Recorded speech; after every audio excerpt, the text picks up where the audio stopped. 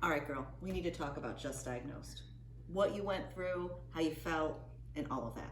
When I was diagnosed, when I went through all my tests, I asked the nurse, I said, I'm going to be on vacation. I'm going to be with my family. So please, whatever the news is, please give me a call and let me know. Mm-hmm. She didn't. Oh. Yes. So it was maybe about like 2 days later, my general practitioner calls me and said, hey, did you receive the news? And I said, what news? He's like, they didn't call you? I said, no. Okay. And he's like, it's positive.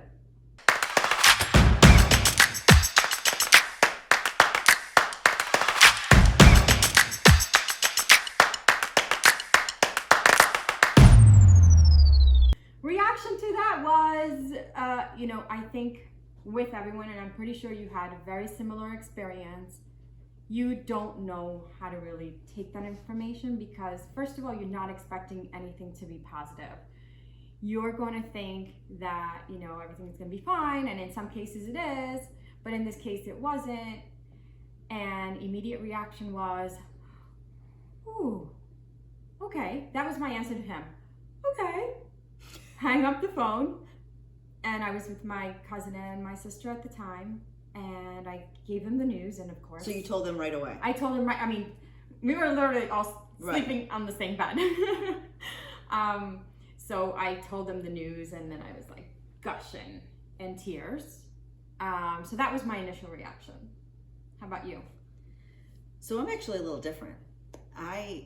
They told me when I first found everything, oh, it's nothing, it's this, it's that, it's this, it's that. And in my gut, I knew. There wasn't a doubt in my mind. I felt that it was. I knew what the answer was going to be, but I just kept everyone telling me it's nothing. So when they removed the lump, I went to the doctor's by myself, and I was her first appointment. And when I sat there, I was waiting, obviously, and she walked in and she said, had I looked and saw that you were the first appointment, I would have had you bring somebody. And I said, why? Because I have cancer. And she said, yeah, you do. Wow. And I didn't have that oh, okay. I was like, well, here we go. What do I do now? And, she gave me a list of protocols that, needed, all those calls you have to make and all of that stuff. And I left, and my father was watching my then 4-year-old, and I am a terrible liar. I can't even lie going to the fair that my kid's 12 when he's really 13 to get him in for free. I cannot do it. I'm bad at lying.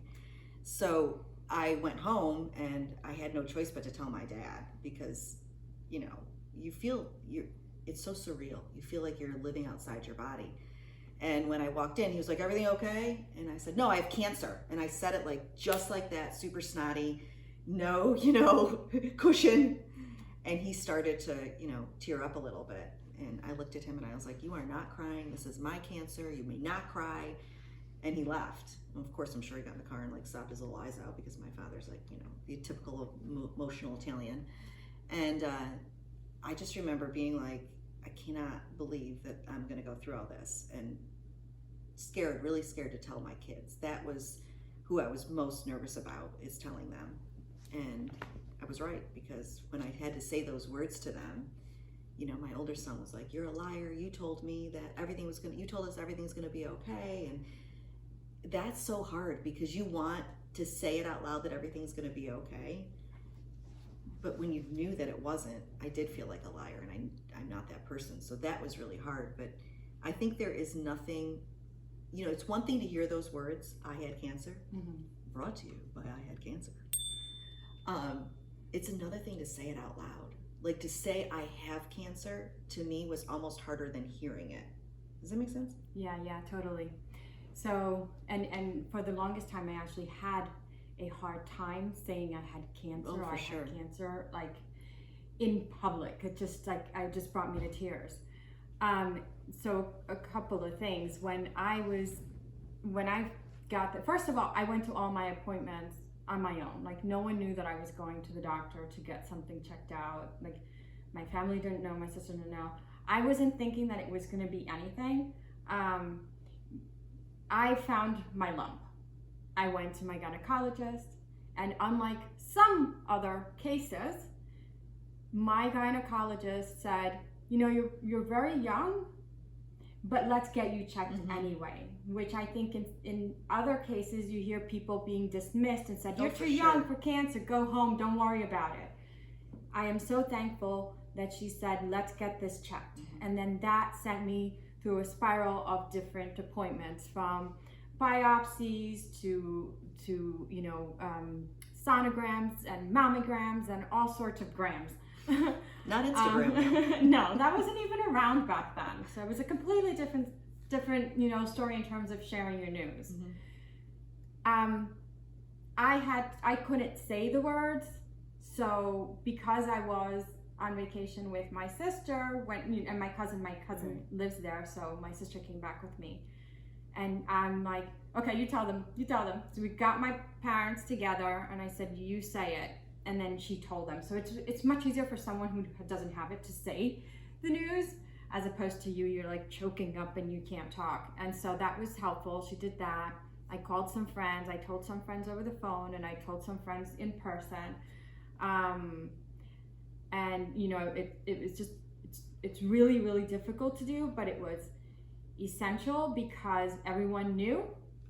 And I kind of set some parameters in terms of, like you were saying, no crying, this is your cancer. I said, no crying, everything's gonna be okay. We're gonna deal with this. And that's how, you know, we went. Yeah, a couple of things there. It is important to have a network of people that can help you tell other people, because it is really hard. I was lucky that my girlfriend came with me to everything. She's actually a cancer research scientist, so she came with me and had all the right questions to ask.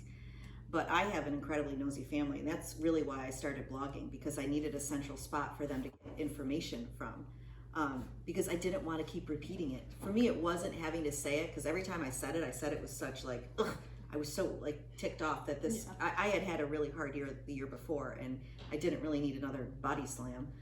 And I forgot what I was going to say. Brought to you by Chemo Brain. But having that network of people that can help you out and really navigate through it is so important.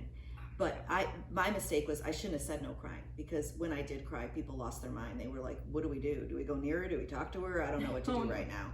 And you do have to allow, I know why I needed it, but the people around you who love and care about you, they need ways to help you, and they are going through it too, just as much as we are. Not in the same way, but they really are, because they're helpless. You know, we've had friends that are diagnosed, and there's nothing that you can do for them other than support them, but you want so much to be able to be that, you know, knight in shining armor and take away anything that they can. But if I could go back, that would be the one thing that I could change, is letting people just cry.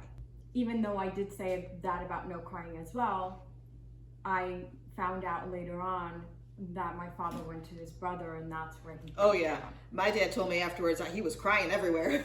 In the elevator, anywhere he could cry, he was crying. That man was crying. And that's hard. Like, you don't want to see other people cry. You don't. So I do think it is respectful for, you know, your loved ones to kind of do it in their own. But, you know, to talk to them about it isn't just that. I mean, they came at me with, well, what is it? How far along? What kind of... That was overwhelming. That was actually almost sometimes harder than telling people I had cancer, was answering all those freaking questions that came at me. Because the truth is, when you go to those appointments, you may get 2 questions answered, but you leave it with like 20 more questions. Right.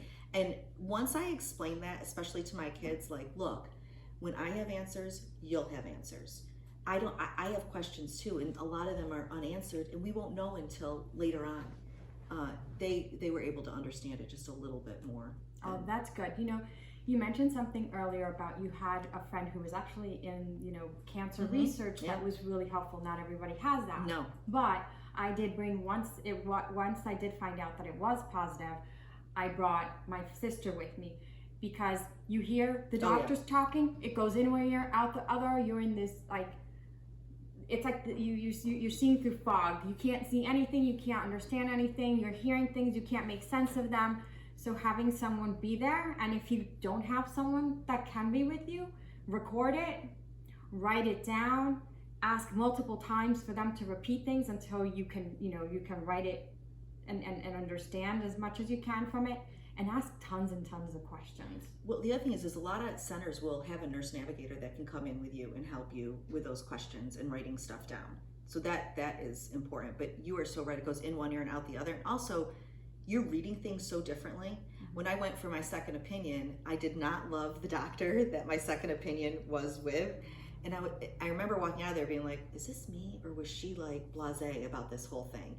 And the minute we got to the elevator, my girlfriend, the cancer research scientist, was like, you are not going to her. She did not, she blew it off. Like, so it also validated, what I was going through. And when I did go for my second opinion, I loved my first doctor so much. And I told her, I'm going to get a second opinion. She said, do it. I encourage you to get a second opinion.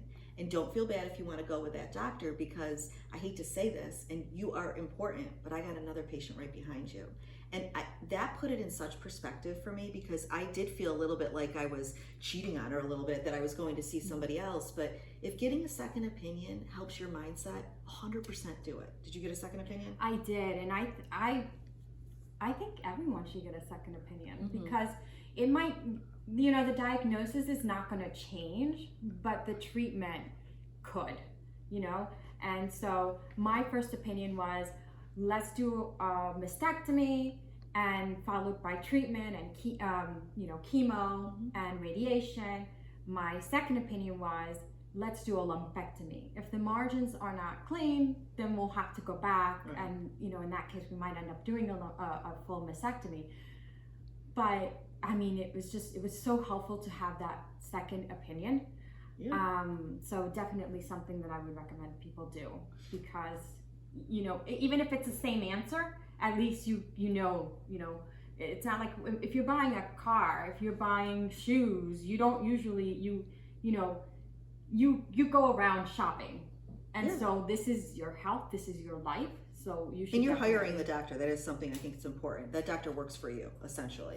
If you could go back and tell Mailet something that would help you, knowing what you know now, what would you tell that younger Mailet who was just diagnosed with like two things? I would tell her, share it, and don't be afraid to just let all your emotions out. I think that, I think sharing now is a lot easier than it was back then. And I'm saying back then as if it was so long ago, but the infancy of the, like social and all of those platforms were really being used that way. And so now they are, and you get such support from people. So, but it's also up to you, because if you want to keep things to yourself, that's the person that you are, that's fine. But there are also communities, like I had cancer. Lots of closed groups too that you can groups, share it. Exactly, that you don't have to put it out to the world. In that way, you can be a little bit more selective of who you're sharing with. Right. I guess my thing would be, it's gonna suck. Don't try to sugarcoat anything. It's gonna suck, but you're gonna get through it, and you can get through it with the support of people. And I think seeing other people that have gone through it helps you go through it when you're in it. Yeah, absolutely. Take a breath and take your time. When you are first diagnosed, it feels like there is a rush for everything, and you feel it inside of you, and the doctor's appointments are coming at you. But you can take time to step back and figure things out and then proceed.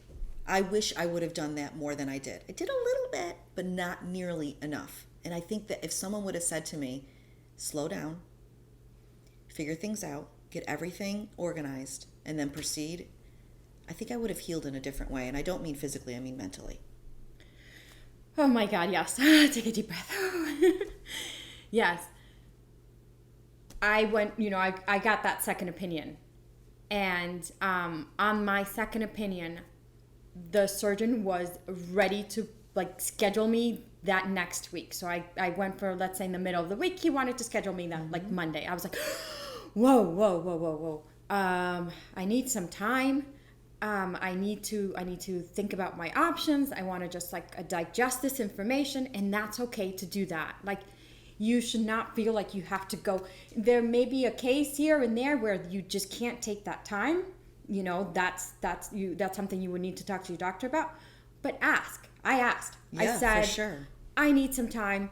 And I said, I'm like, how about, I want to say I said 3 weeks. And he's like, okay, but don't push it more than that. Yeah, I mean, you do have to get things organized, but you can take a minute. I mean, first of all, the news is jarring. And second of all, cancer just didn't show up overnight. So you do have to, and I understand about progression and staging and all of that. Like, I totally get it. But you have to absorb the information and figure out what you're going to do. And I don't just mean with your treatment and the surgery and all that, but if you have a family, like planning what that's going to look like for them, or, you know, work, all of that, and it all feels so rushed at first, that's really hard because you lose all this control. You do have control of taking a breath and really organizing things. You really, really do. Yeah. I love that you said plan and planning it, because, you know, when you're signing up, you know, to go to college and looking at colleges, you're planning that out. You don't just pick up one day and just go to college. You're applying, you're planning where you're going to live, your situation, you know, food plan. I mean, everything is kind of planned out, right? For sure. A wedding is not overnight. You plan Unless that you'll out. open Las Vegas, but we won't go into that in this episode. True. But you know what I mean. So yeah, I love that. Definitely plan it out, write it down. The more you can write down, I think it gives you that opportunity to just kind of digest the information at the same time and take that much needed breath. And this, you can control this. So control what you can during the time that you can, and, you know, gain that part of it back. And to what we're talking about, there's something else that I want to add, because we talked about how we have to hire our doctor. If that doctor is not a right fit for you, you can fire them and go to another doctor. Because having a team that supports and listens to you is critical. Because you said something before. A lot of people get brushed off. Oh, it's nothing. You'll be okay. I mean, I have a girlfriend who was diagnosed at 19, stage 4, and she was told for a year that it was just hormones. It was this, it was that. Nobody was listening to her. You need to take action in your health. And that should really start early, which we don't do as adults, and something that you want to instill on your kids. So you do it. Be an advocate for yourself. And if that doctor's not working out, go to another one. Because chances are they got, like I said, 5 other patients behind you. It's not like you are the end of their career. That's right. Now, what about treatment? What kind of treatment did you end up doing? Or like, what was that plan for you? So my treatment plan was all over the board. I had issues with doctors and all of that goodness. But it's, to me, when I look back on that, it wasn't just about radiation and chemo and all of that. I did other stuff to help me. I did acupuncture. I did Reiki. I did, cupping. I had lymphedema really bad. There's other things that you can do besides your original treatment plan that can help you heal a little bit better and your body can process the treatment faster. It's just true. Not all of it, I get, is for everybody, and you should talk to your doctor always about anything like that. And I don't want to call it holistic or integrative, but you should really look at your body as a whole. You know, cancer's going through you, yes, and you need to have treatment, radiation, chemo, whatever it is, but your mind's going through it too. So if you're not balancing your mind, your body can't heal. So they both need to be working together. I didn't do that so much in the beginning. I wish I would have done it better. That's my one thing with my whole treatment plan, that I wish I would have integrated that a little bit more into it. So, like, complementary treatment. Yes. We need to stop acting like it's who we grew stuff. It's not. Like, people have been doing this for years, and it works. Now, does it work for everybody? Absolutely not. And for the record, I'm not saying any of this is curing cancer. None of it is. It is helping us go through this whole stupid process. Right. So, you mentioned acupuncture. I did a variety of different things, and I'm not going to go into all of the details. But first of all, in one of the things that we talked early on was sharing with people. I spoke to someone it was just someone I met at a doctor's office, and she happened to be my age. She happened to be diagnosed a year prior, and she happened to have had breast cancer. And so that exchange that I had with her was tremendous for my treatment. She shared what she did. She shared how she felt. She made me think about questions that I can ask my doctors, and so that allowed me to plan for my journey.